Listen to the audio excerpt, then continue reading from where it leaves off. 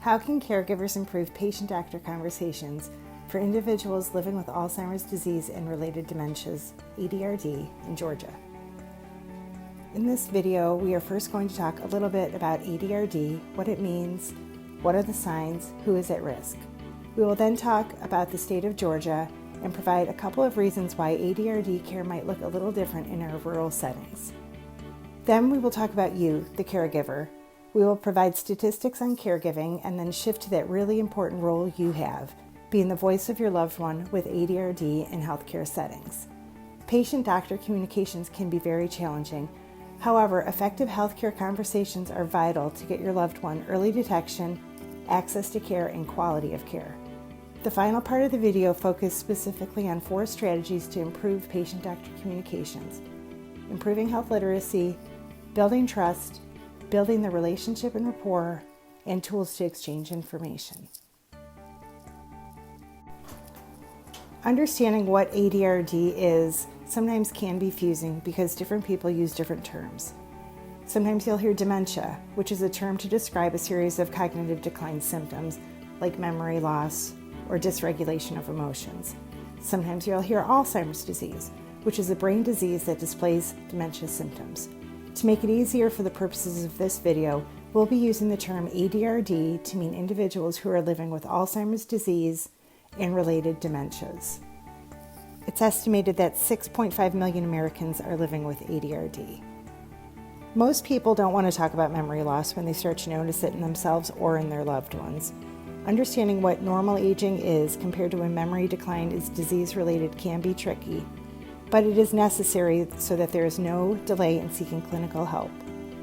As we age, sometimes our mental processing speed slows down, occasional forgetting can occur, but when you notice your loved one is having trouble routinely making decisions, remembering new information, or having trouble with conversations, encouraging them to make an appointment with their primary care physician or PCP is a very good first step. The symptoms of the disease might appear gradually, and your loved one living with ADRD might be the first to notice. He or she might be skillful at managing these symptoms by making lists, denying anything is wrong, or withdrawing from interacting with others. At mild to moderate stages, your loved one can participate in decision-making and problem-solving with you. Including him or her in these decisions builds the trust you'll need and gives you time to share your grief and concern. As the disease progresses, you will become the voice of your loved one living with ADRD, particularly in healthcare settings. Although ADRD is the 5th leading cause of death among those 65 and older, rates of ADRD are not uniform across the older population. Those with lower levels of education, the oldest among us, women, racial and ethnic minorities, all are at greater risk. Approximately 20% of the population in the United States lives in rural areas. These areas also tend to skew older, less educated, and experience more poverty than urban areas. You'll remember seeing these high concentrations of these populations at risk for ADRD. And in fact, when we take a look at mortality rates by rural versus metro areas, ADRD mortality has increased and gaps have widened between metro and non-metro regions. ADRD is the leading contributor to rural-urban life expectancy gaps. When we take a look here in Georgia, we see that we are ranked number 7 in the states for older Americans to move to. And between 2020 and 2030, it's estimated that the group of those 65 plus in rural Georgia is going to grow by 16%. Taking a look at the barriers in healthcare settings for individuals living with ADRD, people in rural areas are up against more barriers. Individuals living with ADRD in rural settings are less likely to receive a clinical diagnosis of ADRD. They are diagnosed later and have shorter survival times. There's a lack of understanding with the disease and the progression of the disease.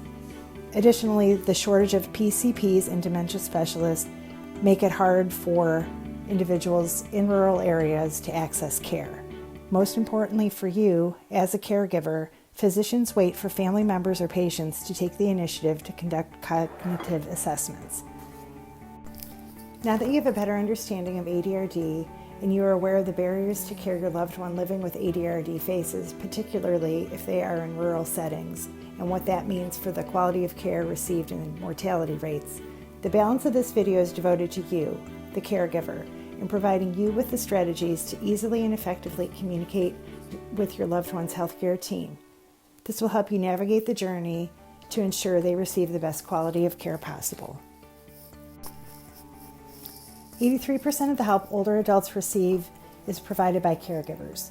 You might not even think of yourself as a caregiver, but caregiving involves providing unpaid assistance to others with activities of daily living and/or medical tasks. Over 25% of Americans are providing care to someone living with ADRD, and 1/4 of those folks are sandwich generation caregivers, meaning they are still raising their children while providing care to an older relative living with ADRD. Caregivers are encouraged to seek respite care options so they can build in breaks from caregiving and recharge. According to the National Institutes of Health, respite care provides short-term relief from primary caregivers. It can be arranged for just an afternoon or for several days or weeks. A very low percentage, only 14% of all caregivers actually seek respite care. Caring for someone with ADRD might look like assisting with personal care, household chores, and managing finances. As the disease progresses, the amount of caregiving necessary will increase.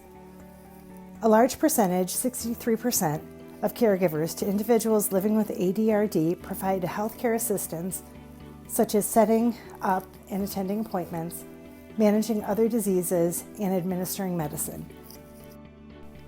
You want the best care for your loved one. Individuals living with ADRD might not be able to identify their symptoms or communicate them easily in a healthcare environment. You might feel concerned, confused, and overwhelmed at times caring for a loved one, especially when it comes to talking about their health to doctors. The 4 strategies listed here are all aimed at helping you improve those conversations. Let's take a look at the first strategy, improving healthcare literacy. Healthcare literacy is the capacity to obtain, process, and understand basic health information needed to make appropriate health decisions. It also involves understanding how to navigate the healthcare setting. Using tools like this video and pamphlets and checklists in the video are ways to build healthcare literacy about ADRD.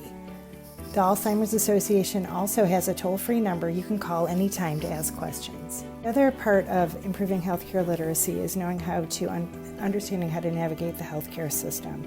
This means working with your loved one's physician to understand what resources are available in their area for ADRD. This also means considering using telemedicine or phone calls and online appointments rather than office visits to access care for your loved one, particularly in rural settings. Shared decision-making is the second strategy to focus on. Your loved one is going to want to be as involved as possible for as long as they can in their healthcare decisions. Research shows that the role of the caregiver becomes more substantial in the cases of ADRD as patients become less able to participate in these conversations. Building a triadic relationship where you, your loved one, and the healthcare team work together to make healthcare decisions is the goal of shared decision-making. Building the relationship means trust must be built into the triadic arrangement between you, your loved one, and their healthcare team. Building the relationship looks like defining roles and responsibilities, listening to your loved one, looking them in the eye, and hearing them, making sure their voice is heard in healthcare settings when discussing treatment plans and options. As the disease progresses, you'll be making more of these decisions for them. You want that trust to be built early on so that your loved one can feel comfortable that you're providing the best care possible for them when they no longer can make the decisions they need to make or communicate their preferences. Finally, tools to exchange information. It is important to have a way to communicate symptoms and the severity of the symptoms to your loved one's healthcare team. You are the voice of the room when your loved one no longer can effectively communicate. It can be confusing to know what symptoms you need to report and how to indicate a severe decline. These checklists are designed specifically for someone living with ADRD. During any office visit, bring a copy of the checklist and provide them to the healthcare team.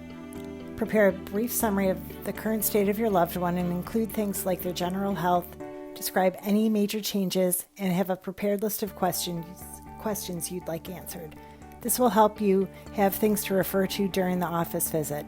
Those visits go quickly, and you want to make sure you leave feeling you have all of your questions answered. Other tips include taking notes, asking for next steps and follow-up, and asking about community resources. These tools can also be used in telehealth settings.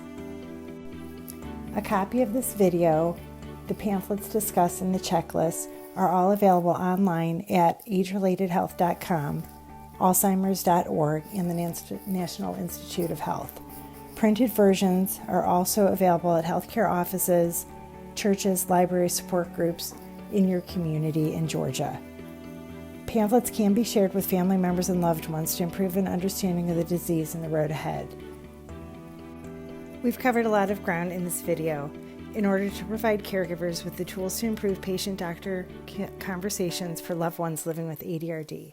First, we had to take a look and talk about the disease, identify the signs, and define who is at most risk.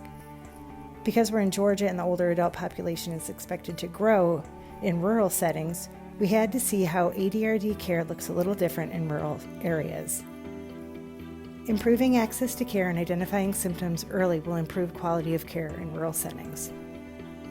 We learned that the PCP is going to wait on you or your loved one to ask for that cognitive assessment. And finally, we got to you, the caregiver. We defined your role as a caregiver and learned that over 60% of those caring for loved ones with ADRD are involved in their healthcare management.